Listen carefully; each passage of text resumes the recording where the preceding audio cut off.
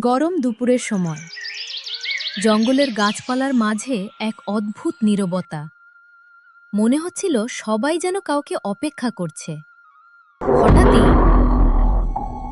এই জঙ্গলের রাজা আমি।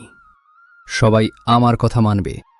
দূরে দাঁড়িয়ে সব দেখছিল এক চতুর শিয়াল, যে গর্জনের বদলে বুদ্ধি দিয়ে কাজ করতে ভালোবাসে।